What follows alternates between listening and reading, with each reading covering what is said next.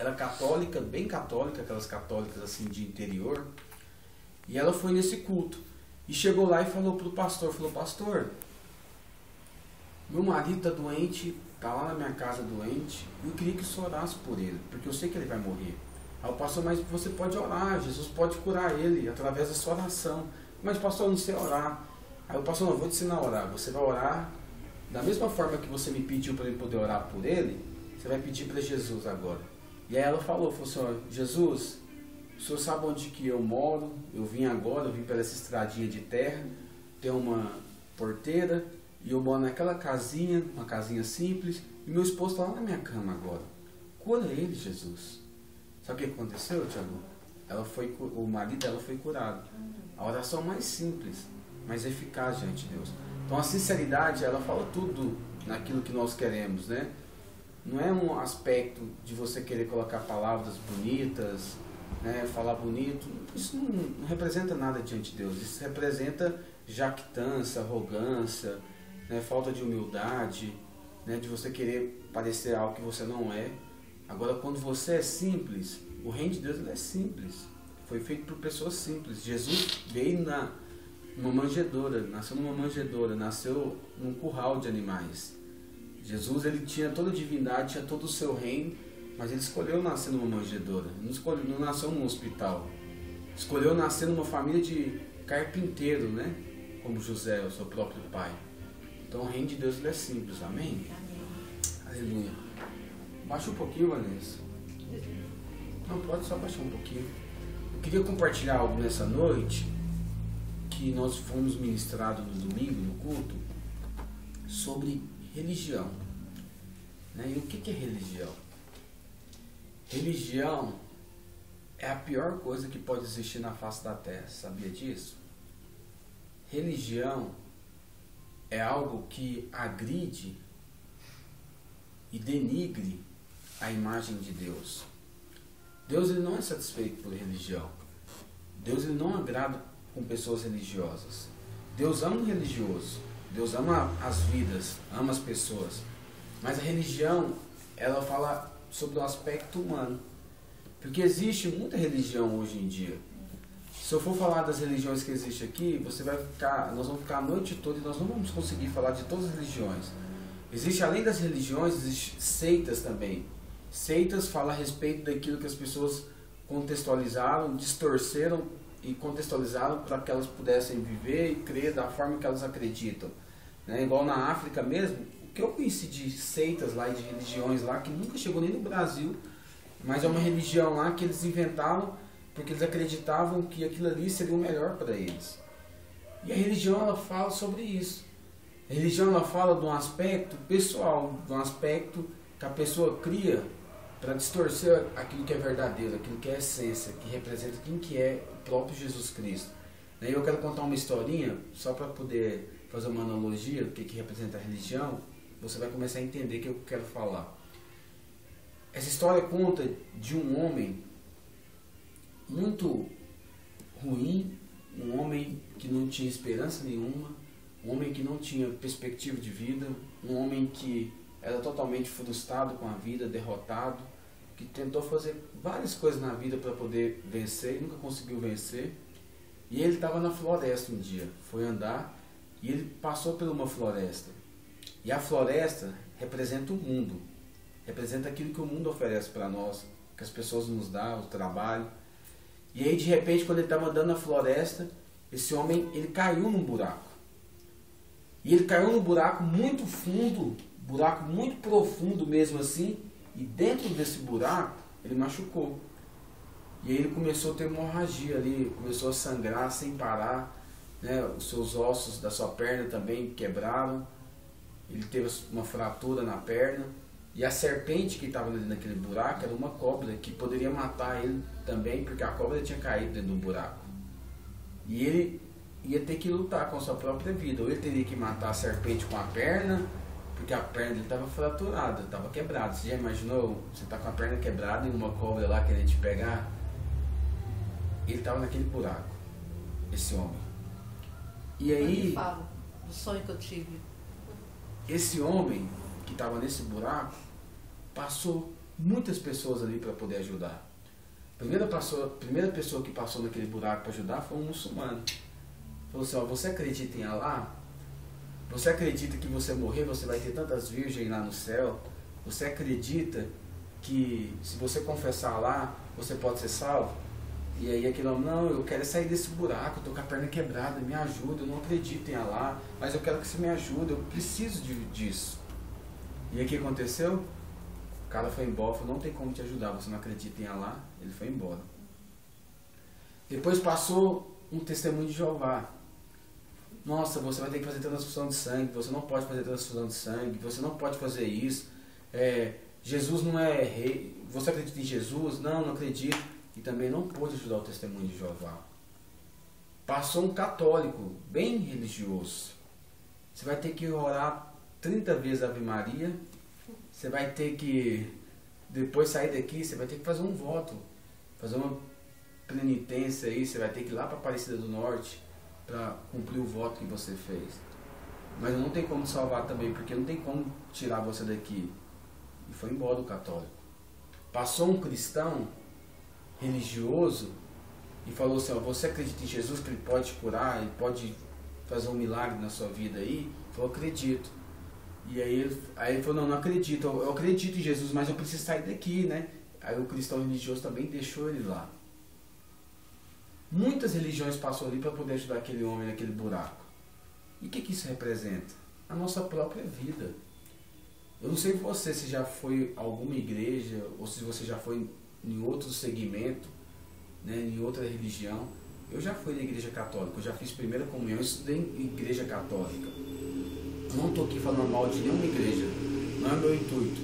Eu fiz primeira comunhão, depois eu fiz catequese, do jardim até a quarta, da primeira série até a quarta série. Eu fiz primeira comunhão e catequese, que era uma escola de padre que eu estudava. E eu ia na igreja católica também. E eu entendo que a igreja católica é a mesma Bíblia que nós temos, eu não estou criticando. Mas, para mim, não fazia diferença nenhuma. Né? Nunca mudou minha vida. A primeira comunhão foi algo que eu fiz, eu nem consigo nem lembrar o que teve na primeira comunhão. Né? Não é o cerne, não representava aquilo que eu queria. E eu não sei se você já teve também a oportunidade de conhecer outros segmentos, outros tipos de religiões.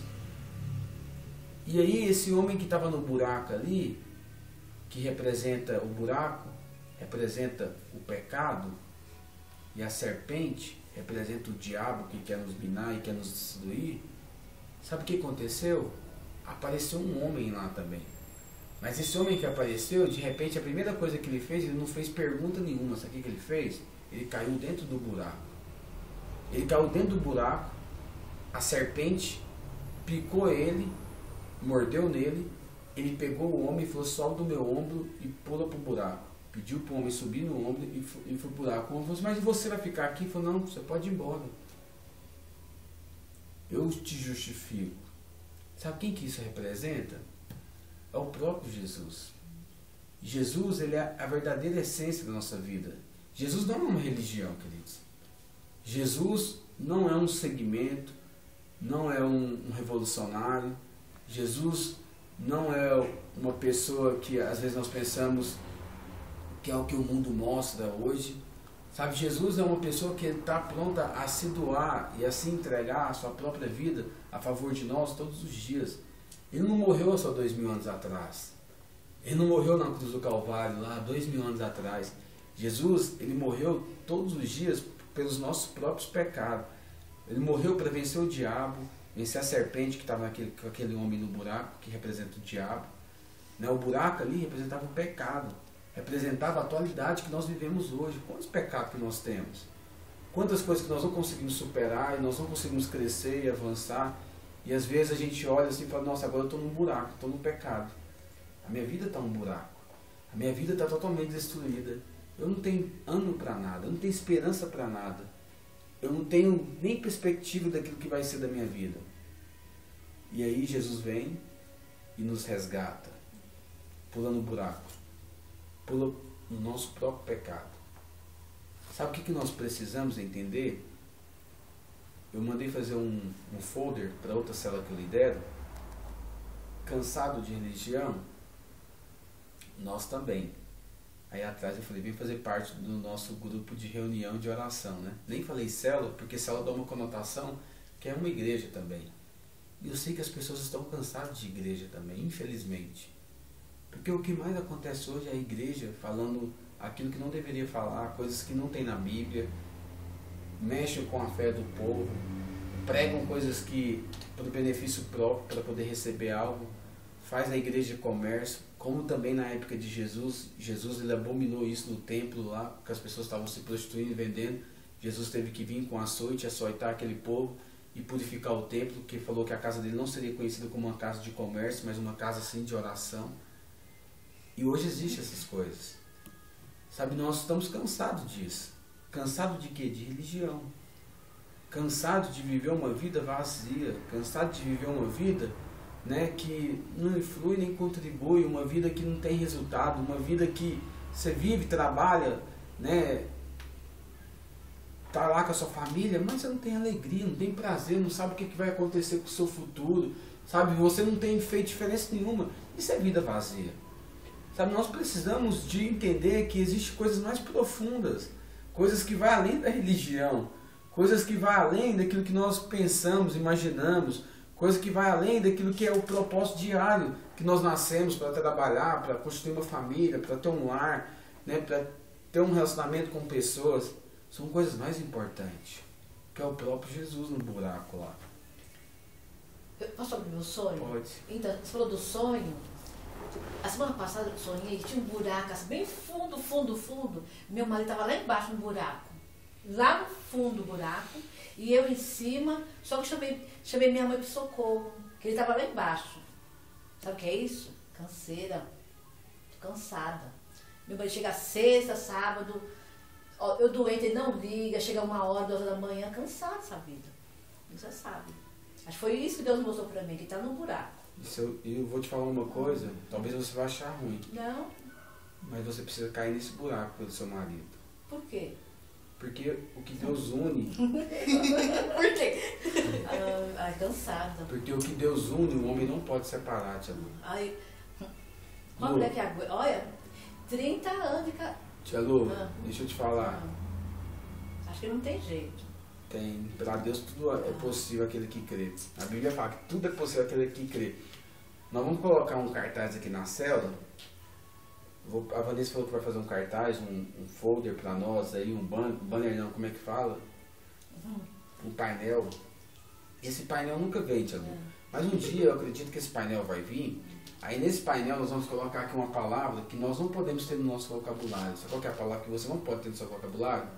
Que todo cristão tem que saber disso, que nada é impossível para Deus. Sabe o que é nada, tia Lu? Define para mim o que é nada. Qual que é o significado da palavra nada? Nada é nada. Existe alguma coisa que nada que Deus não pode fazer? Nada. Tia Lu, você tem que crer nisso. Você tem que crer. Você foi chamada para crer. Você foi chamada para vencer. Deus me perdoa. Peço perdão para Deus, mas estou cansada. Mas é isso. A religião cansa, tia Lu. É isso que nós estamos falando aqui. Tia Lu, tem coisas que vai além daquilo que o nosso espírito, a nossa própria alma precisa. Sabe o que precisa? Jesus precisa vir sobre as nossas vidas. Você só vai amar as pessoas com o amor de Jesus. Você só vai conseguir seu casamento ser bem sucedido se o Jesus vir e derramar o amor dele sobre o seu coração e você começar a entender, olhar o seu esposo como Jesus olha.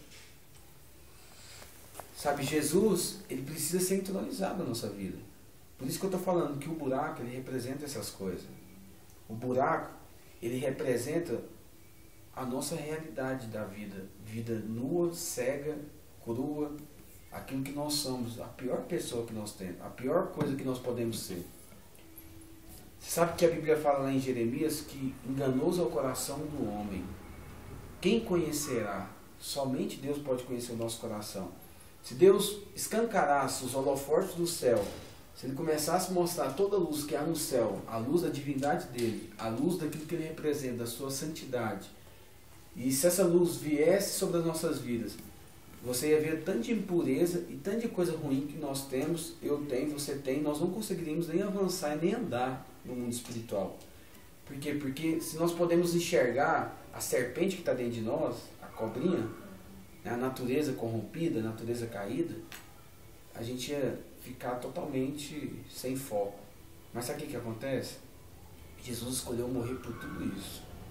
Morrer pela nossa natureza, pelo nosso próprio pecado, pela nossa própria arrogância, de não querer acreditar nas pessoas.